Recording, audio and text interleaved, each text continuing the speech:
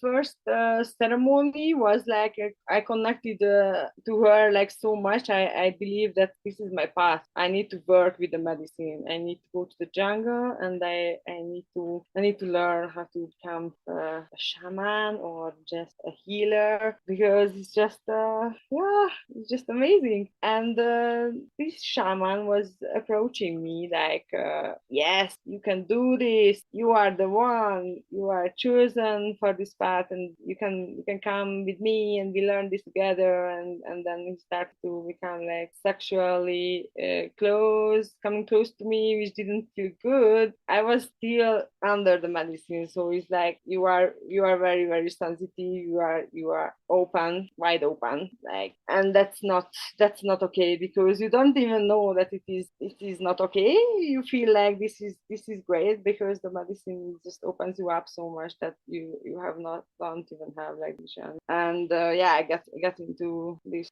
experience, which was not nice at all. Hello and welcome back to my podcast about ayahuasca assisted therapy. And today is very special. I'm here with a sister, like a soul sister, and also a sister from Hungary who left the nest like myself. And currently she lives in Peru. Pisac or Cusco? I forgot. Pisac. Pisac, yeah, up in Pisac, beautiful place in Peru. And yeah, she has some interesting stories about, her medicine path and her journey with the Mother Ayahuasca and how her life is unfolding. And I really, I wanted to ask her to share her story, and I'm so grateful that she's willing to do this conversation, because I think a lot of people who are called to this path or who are already walking this path with the medicine, with the Mother Ayahuasca, will relate to and resonate with, certain themes that I think kind of we all go through, right? When we are stepping and following on this path. So thank you, Magyar Eva. Welcome to the podcast. Thank you for inviting me. Welcome. So let's start with, how did you get the calling? We always say the ayahuasca called you. Like, how was that for you? How did you know that the ayahuasca is calling you? And what happened when you set out on this journey and you first arrive to Peru? So my first ayahuasca experience happened actually before I came to Peru. It was in Mexico. And yeah, I was amazed by this beautiful medicine. So I felt the call. I was looking for it. It was not like it was a call, okay, come to me. But I was more like into looking for a retreat and try it. So did I did. I went for a 7 days retreat, and we had 2 ceremonies. And yeah, it was a beautiful experience, because we did a lot of practice, like preparation, and also we always had the integration circles, which is, I think, very important if we are working in the medicine, to as a group, to get to know the experience of the others, and yeah, what is the process around you and what you are going through, because sometimes people doesn't even know if that's okay, or if anything is happening, if you don't have a sharing experience. As they say, like, to have an intention with the medicine, that's right, but you will never know what you get. So they say that you should just let go of your intention, and just welcome anything what she wants to show you. Do you remember what was your intention for the first ceremony in Mexico? Yes, like I wanted to have more clarity about my life, like what I should do next, or yeah, where should I go, because I just ended up a relationship and traveled to a new part of the world. So basically, yeah, I wanted to have an answer about if I should go back to my home, or shall I just go with the flow and trust in the universe. So yes, I am here. Like, obviously you did receive an answer to your question, right? So what did you receive, in that experience? So afterwards, like, did you receive that clarity or that guidance that you were looking for? Yes, I did. I just got it was not like a clear message of like, okay, you have to do this. This is your path now, but more about what I'm doing in my everyday lives of continue the spiritual practice on an everyday base will guide me on the right path. So this is what happened. What is happening. So I believe that ayahuasca can show you a way where to go, but not going to give you the answer or give you the path where what is right for you. But it's more about like you have to do the work after also. How does that look like doing the work, or what did you do, to engage in this process? So I've been doing my spiritual practices for many years before, like meditation and yoga, and I just got this more clear that this is right what I'm doing, and I should just do that, keep on doing it, and with that connection, the universe will give me my path, show me the way. I think probably a lot of people find this like pretty like worrisome, what you are describing, like people like to have plans and clear goals and, this going with the flow. I think it evokes a lot of anxiety for a lot of people. So did you have any fears or doubts or nervousness, especially, taking this next step of going to Peru from Mexico? How was that for you? No, I was quite rid of these kind of fears and anxiety as I started to step on my own path for like 10 years. So yeah, with that, like before ayahuasca, I was just doing this practice of like trusting the universe from my own will and the best trust. So no, I didn't have any fear because I know that I'm a creator of my life. So whenever something goes wrong, I can always go back and do what I did the worst, or I take the challenge and I can grow a little bit more and learn from the lessons which comes on the way challenge. I So I think believe that's a pretty good, yeah.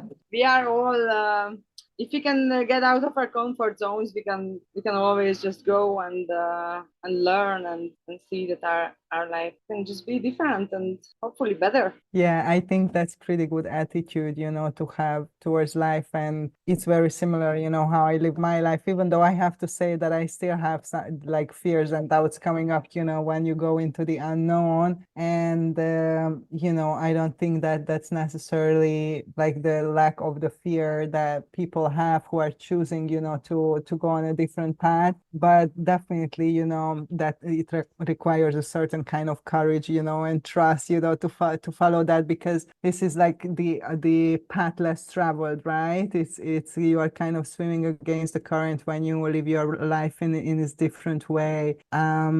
So what happened?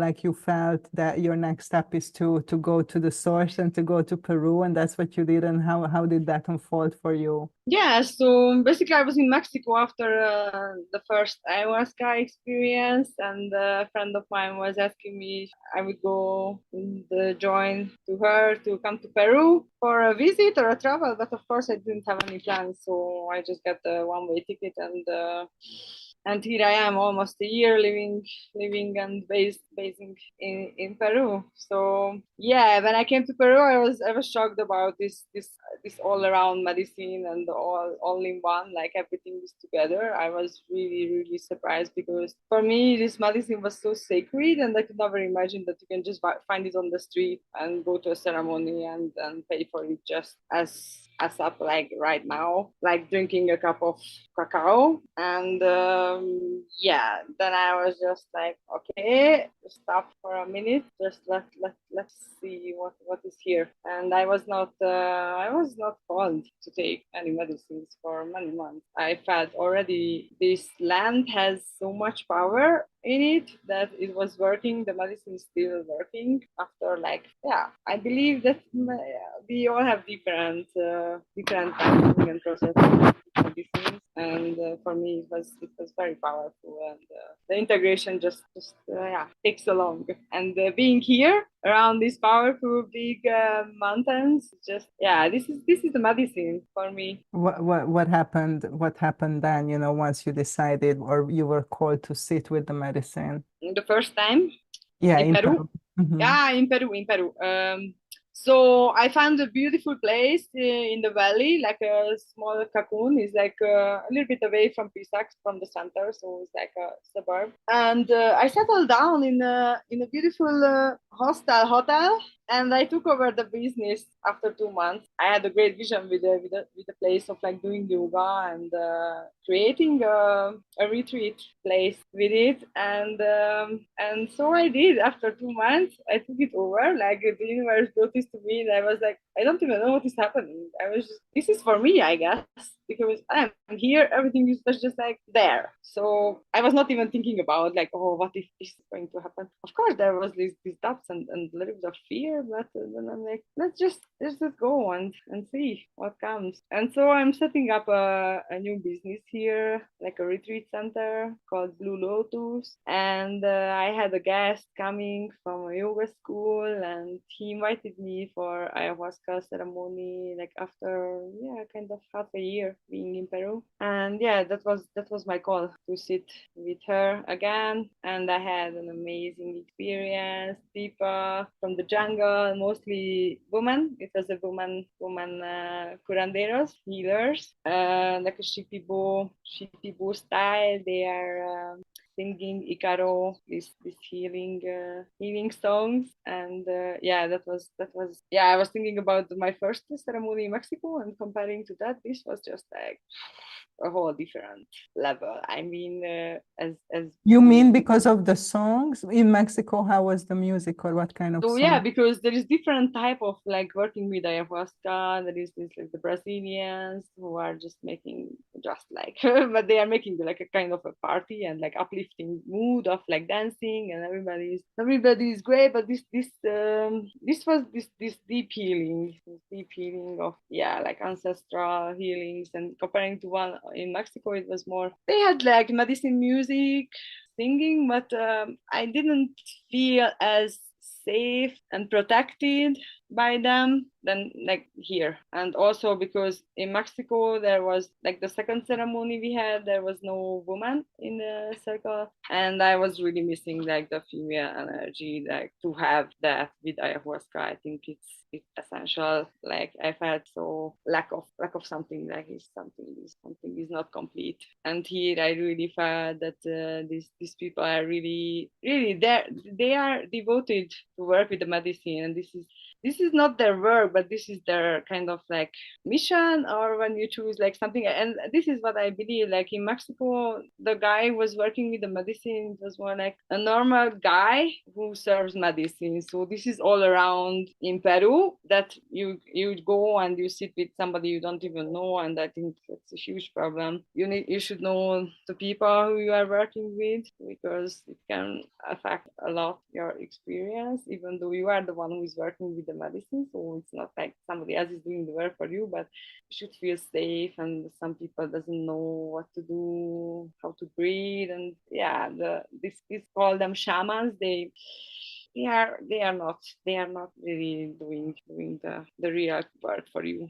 So it's I guess it's hard to tell who is a real shaman when you have zero experience, right? Because as you're describing, as the more experience you had, and as you went to the source of the where the medicine is coming from and the tradition is coming from, and you were able to sit in that context, and you understood more and more about the tradition and the rituals, and that way of holding the medicine space, like then you can discern, right? Then you have different experiences. Now you can say, wow, this is more authentic or deeper or safer or whatever than the other place that you experience. But when you are before the first experience, like it's hard to say, right? If what kind of space you are going into. What would you say to people who are going for their first ceremony, like how they can tell if this is like a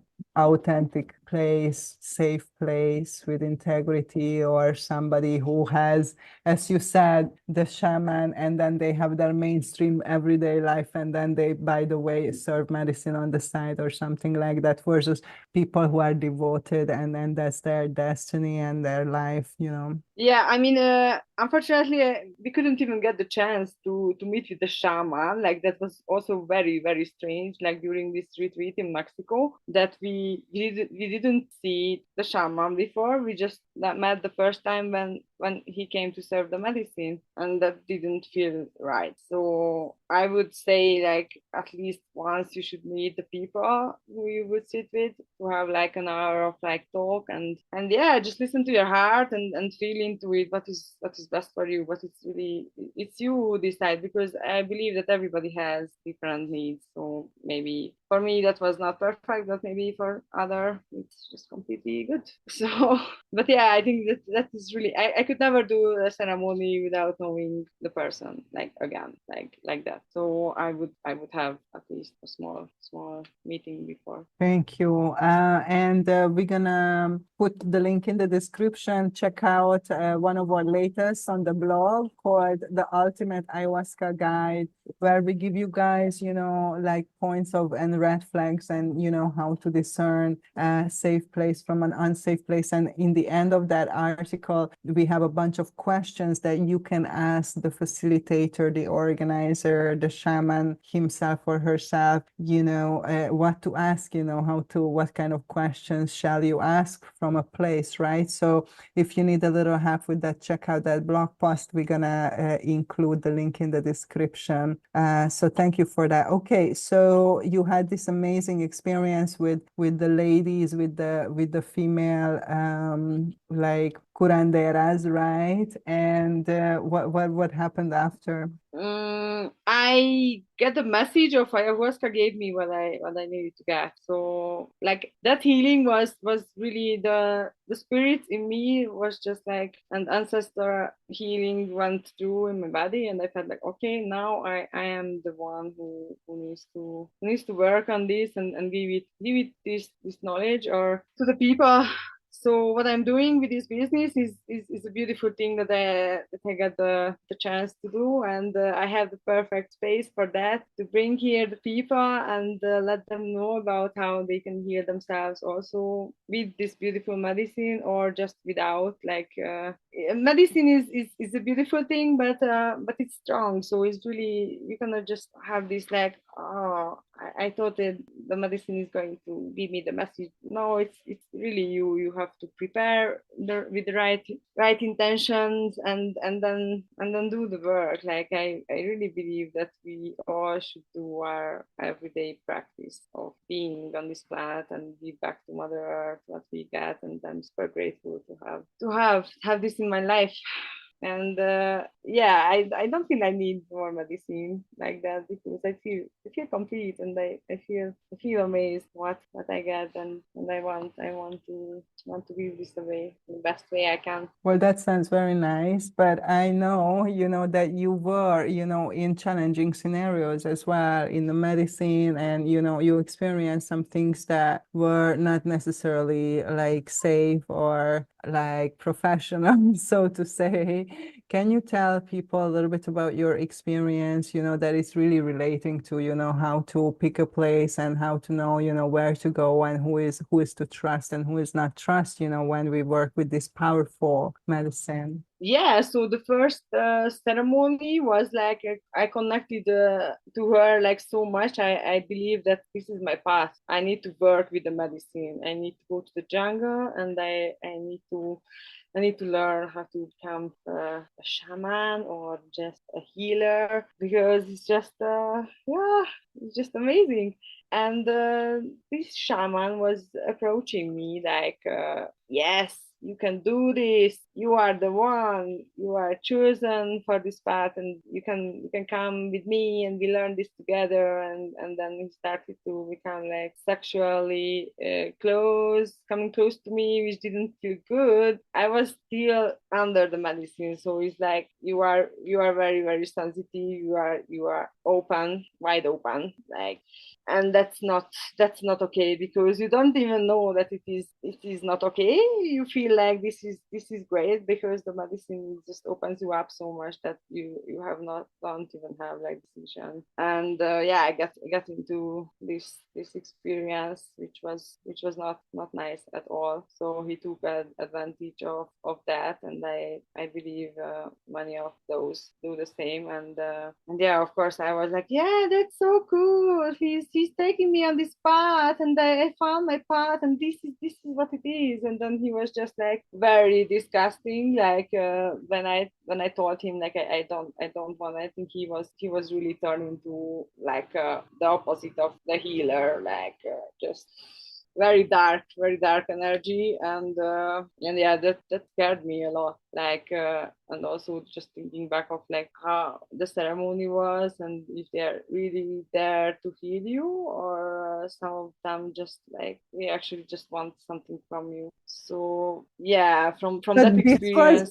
this was like because the ceremony that you were just talking about that was led by women. This was a different occasion Yeah, this was the first in in Mexico. Mexico. Yes. Right. Okay. Yes. Well, I'm so happy that you have, this courageous spirit to speak out about this because this is so important, and this is what we call grooming. When somebody who is in a position of authority, and we automatically put people in pedestal as well, right? A shaman, a healer, a doctor, right? That's something that we automatically do. That these people in position of power start to groom you in a way that they make you feel special, right? And these are exactly things that they say, what you just mentioned, that you are chosen, you are special, you are different, and I'm giving you special treatment. And of course, this, for our ego, this is just, oh my God, give it more, more of this, right? This flattery, like I love it, right? I am something. And you are already feel that because you work with the medicine, you are different from other people, and you know Yes. more, and you are more aware. So we are already, going down that road naturally a little bit. And then somebody, affirming this and putting more of this on you is so easy, to just believe. You want to believe, right? You want to believe that you are something special or better. And I mean, we are all special, of course, but and then as you said, the other factor here, that you are not grounded in reality, in yourself, because you work with the medicine. You are so much more open, so much more vulnerable. The boundaries dissolve. The boundaries is difficult to say, is this appropriate, is this not appropriate, in this relationship. It seems different, it feels different, so, but there are warning signs, right? So you mentioned that when he started to, sexually approach you and things like that, you did feel uncomfortable. Did you feel scared, or you just felt icky? What did you feel? Do you remember? I didn't feel good. I Right. didn't feel scared in the beginning. I was a little bit also attracted like him, and but then I didn't know that do I need to do this because I need to be good for him, or yeah, it's just like a question. Am I doing it because I want it, or because he wanted it? And it was actually he wanted it, and I couldn't say like no. And so I went into it, which And then was after, what did you feel? I didn't feel good at all. No, Right. I felt terrible to see this. Like, man, the people who are working with the medicine, they should clean themselves. And I mean, they invited me for like a birthday celebration after the retreat, and they got drunk. So I was with like drunk shaman around me, and that was already like, and I didn't see. I'm like, I don't even know how I could not just see this. This is not okay. Mhm. But I didn't, and I went into this, and I get really just discussed by him, and then I get to this situation of like, okay, how can I cut it? Like, I just really want to, and in the end I just left. Like, I don't even want to talk to you anymore because this didn't feel good. No, Right. it doesn't feel it is. Yeah, for this day it still doesn't feel good, and I feel this energy is still affecting my energy field, so I really need to do deep cleansing to get this out, and it's a lot of work. Right. And then these people can also, they can heal you, but they can also do the opposite of like giving you like dark magic. Absolutely, they can harm you, definitely. Unfortunately, this is something very real that can happen. So, like, how did you get out of the situation? Like, you just suddenly, like, it was like the veil lifted from your eyes, and you are like, what is going on? And you left, or did you confront him? Did you say anything? Like, what happened? Well, I just laughed. I just laughed. I felt like I don't feel comfortable, and because when I told him like I don't want anything from you, like this is I don't feel good about this, and then he started to like tell me things like when you don't feel good, like that you should actually stay with him because he still wants to help you, like convince you that you are still on the right place, and you know I am the one who is not seeing the things, and it's like Gaslighting. yes, this is like why are you talking about my feelings? Why can't you just talk about your feelings? He's like, no, and he's still like this questioning, and then I'm like, no, this is just not right. I have to go. Right. This is also very typical, the gaslighting. Then when you voice your Lighting. doubt or your concern or your fear or something, then they try to minimize that or say that this is not how things are and you see it in the wrong way and actually you are the problem. Or Yes, you have the problem and therefore you need to stay and drink more medicine and drink my semen. exactly. I This don't is know what what. he said. Exactly. This is Really? no, he basically offered me to go to the next retreat with them to start working with them, and I should drink more. And you know what? I was just on the edge, this close to it, like maybe he is right. Thank God I decided to leave. But I was very close to go into it Right. again. To like convince like this you are able to work with us. Like, no, Right. oh my God, this is so dangerous. Like people. Right. So it's good that you could listen, to that feeling and to that intuition. And even though your mind was not sure what is going on, but Yes. your body and your heart knew what's going on and you left. And I think that's one of the best thing you can do. So if any of you who are listening, is in a similar situation and you are like really feeling, that something is not right and this is not okay, what's happening, then just leave, you can leave anytime. So leave the situation. And once you distance yourself from the situation, you will be able to feel more clearly, what is happening. What was it like that for you, that after you left, it started to dawn on you more the magnitude of those like transgressions that he was doing? Oh yes, of course. Like day by day, just peeling this off, and then what you are saying to listen to your intuition is always the best you can do from the very beginning, even though it's like maybe it's just very very low, and you cannot even hear it or see it, but you should always go back to it and then listen what deep inside you is always the lesson for me in this life. Like intuition is like, oh, again I should have done this, and I knew it that there was something not okay, but yeah, your mind is like, oh, I am the one, so yes, let's go. Yeah, And the other thing here is that oftentimes people who are traumatized already, so people who are, for example, molested or something, they are not able to say no and assert themselves in these kind of situations. It's it's the consequence of trauma. So, that's why we are talking about what can you do before you end up in this situation, because sometimes what happens is that you end up in the situation and you can't get out of it, even though you feel that you should do or say something, but you are unable to do so. You are just paralyzed and you are just kind of letting it happen.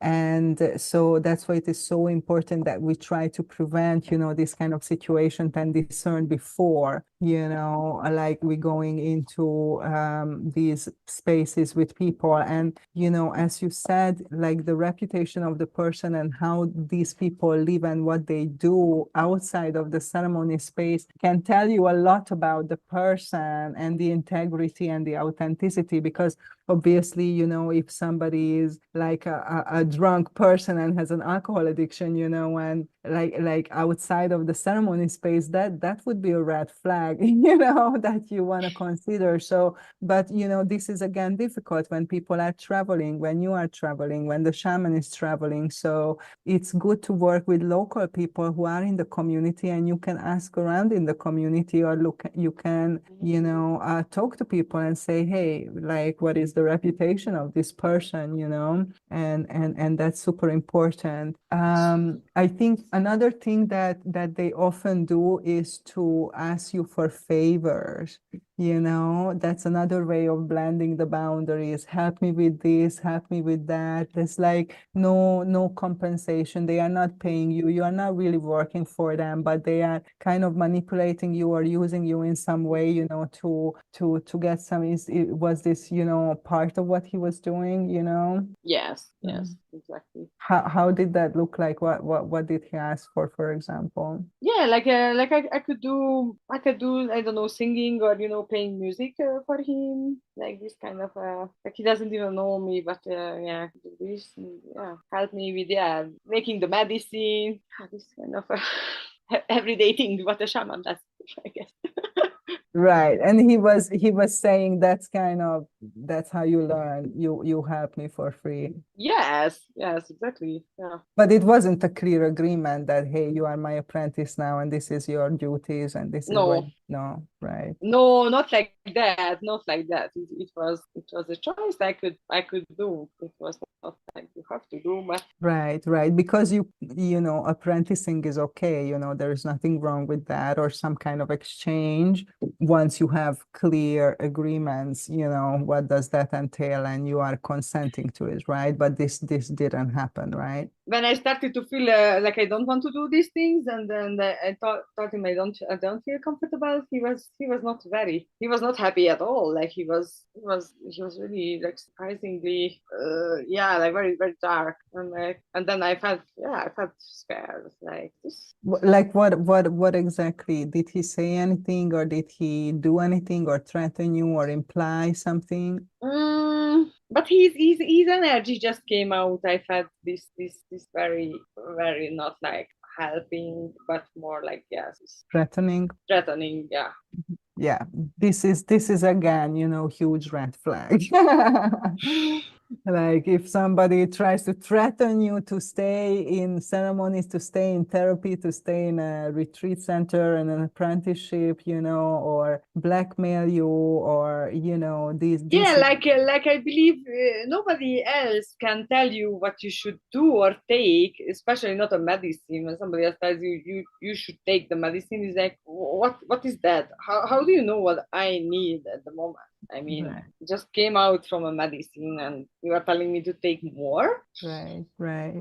Okay, so thank you so much, you know, for sharing all that. And I know that, you know, a lot of people hopefully will learn from all this what you went through, and I'm hoping that we can prevent, you know, situations like this to occur, because unfortunately in the end it's all responsibility or safety, you know, we have to, and sometimes we learn the hard way, you know, you had this hard learning experience, but I'm pretty sure that you're not going to be in the same situation one more time, you know, because you really now you learned, you know, a big lesson by going through this, and thank you for sharing your story. And I know that, you know, you follow this calling and you stayed in Peru to, you know, develop this idea of the retreat center and serving people in some capacity with the medicine and with the tools that you already have. And many people feel called to this path when they start to work with the medicine, especially the Mother Ayahuasca. I would say, you know, a big percentage of the people feels this kind of calling, and I think that it's only a fraction of those people. It's their true destiny, you know, and I think that a lot of the time what we feel, because I went through the same experience and I know what I felt was that, oh, this is just so different and so beautiful, this whole world. world, that's what I want to do. That's what I, for my whole life. It's easy to feel this way. It's easy to project or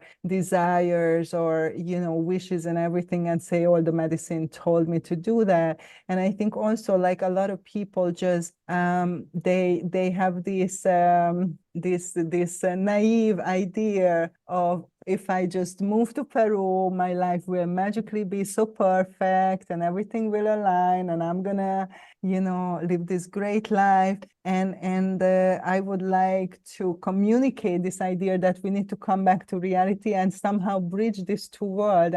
And maybe for some people that bridge will be that you will go there and you will be a bridge from here to there, and some people come and some people stay somewhere in the middle. So we can do this bridging in different way, but whatever path we are choosing, and just because you are on the path of your destiny, that doesn't mean that everything just gonna fall to your lap. So you want to share a little bit like how is that going for you, following this calling, living in Peru, trying to create this vision, and what are the gifts and challenges of walking this path? Yeah, so after the retreat in Mexico, I was really like called by, okay, I'm going to work with this medicine because this is just amazing. You cannot do better than that in your life. Give this rather than give this, and yeah. Then I had this whole experience with this shaman, and then I was like, okay, maybe that's not my path. But anyways, I came to Peru, and yeah, day by day it went like more further from me, like that I should work with the medicine. It's like I feel that if somebody choose to work with the medicine, it's really like it's your profession. Like this is your devotion of like doing something. I don't really, yeah, perhaps there are people who can do like both, like being in an everyday life and living a normal life and serving medicine, but I think that's not really possible. If you work with the medicine, then you work with the medicine, and you cannot really have like other joy or no. I mean, really, you really need to work on yourself and clean a lot of energy. So I took over the place, and like my vision was more to serve people. I don't even know if I want to have medicine in my place, but to provide the people the safe container, prepare for the medicine, and they can have the possibility to work with the medicine. I'm calling in the right shamans, right people who I would like to work with. Like I really want to have good reputation from them, or really work with the ones who I was working with before, because I was very, very happy with their work. So when I know the people, then yeah, they could come. I was also like in the beginning renting out the space for ceremonies, ayahuasca, which was really good in the beginning for financial. But I had also like the same feedback from the shaman that they were late from the ceremony. The people were waiting 1 hour, and this is like I cannot connect. Oh, so cute! I have a cat too. You're so nice. So I just don't see this like the shaman is late from the ceremony, like you are waiting for the shaman. Come on, what is this? So I would like to more focus on like working like practicing of yoga, meditation, breath work. This is a whole journey you can do on your own without taking anything, and it's a really, really important part of the medicine work also. So if you don't have that, just to breathe, to go to be in your breath, then you can never really connect with any medicine, because we should know that the medicine is already inside of us. Each breath we take is the connection with the outer world, to the inner world. So it's like I think most of us should learn that, how to slow down and be present where we are, so we can follow our destiny from our heart. So just live in the joy and appreciate what you already have, and every day is a new beginning. Create something for yourself, for others, and yeah, nurture yourself with everything you already have. Is, yeah, for me is the most important, like to give this to the people of like living their everyday lives, I mean, to create a better world, more peaceful and more accepted, because it's so much darkness. And yeah, it's because we are kind of blind. We cannot really see what we already have. So Thank you. That's a beautiful vision. And yeah, I agree. It's so important that you support your medicine work. Even if you work with the medicine, then you have, practices that ground you and help you to, do that deeper work outside of the ceremony container with different tools, as you said, like breath work, meditation, yoga, like, earth practices, nature, connecting, working with plants. And, true that you can do that without the medicine as well. There's all these tools, right? For me, the medicine is a little bit like a shortcut, but that's not everybody's path. And definitely there is way more intensity, if you take the shortcut, of course. So yeah, we're gonna share your contact info if you want to offer that.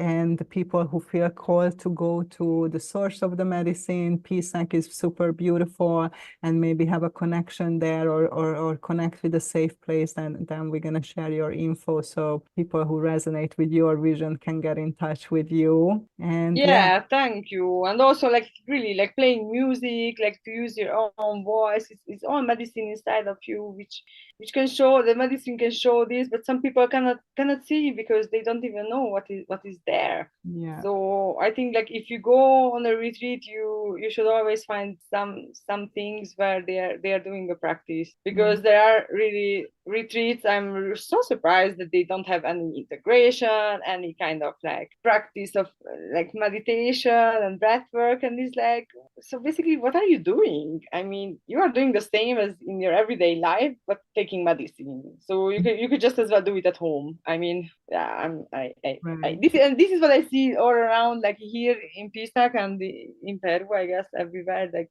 all medicine is together. And you should be also like conscious about, like, all medicine has different Yeah.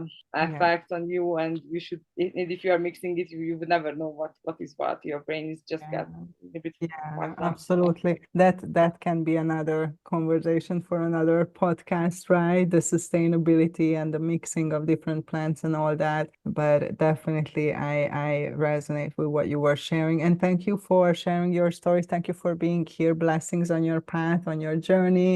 In Peru with the medicine, with your practices. And yeah, sending lots of love from Mexico, dear sister. Thank you for being here. Thank you. See you.